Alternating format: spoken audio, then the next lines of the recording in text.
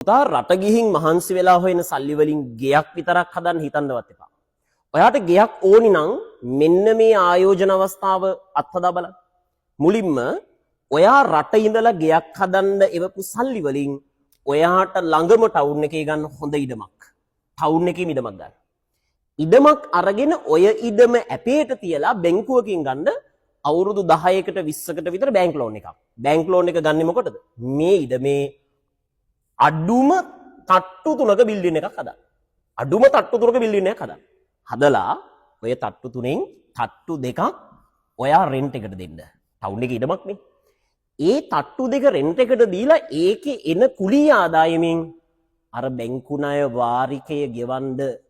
ඊට පස්සේ මෙන්න මේ තුන්වෙනි තට්ටුව තියෙන්නේ. තුන්වෙනි තට්ටුව ඔයා ලස්සනට හදාගන්න ටවුන් එක බල ජීවත් වෙන්න ඔයාගේ ගෙදර විදිහට. ඒ වගේම මේ තට්ටු දෙකෙන් එනවනේ කී මනි එකක් තැම්පතුවක්. ඒක දාන්න FD එක. FD එක දාලා ඒකිනුත් එන ඔයාට අවුරුද්දට පොලි ආදායමක්. ඒකත් අර බැංකු ණය වාරිකය ගෙවෙන්න දාන්න. එතකොට ඔයා රට ඉන්න දවසක් ගානේ එක මේ ටවුන් එකේ තියෙන බිල්ඩින් එකේ වටිනකම දවස ගානේ වැඩි වෙනවා.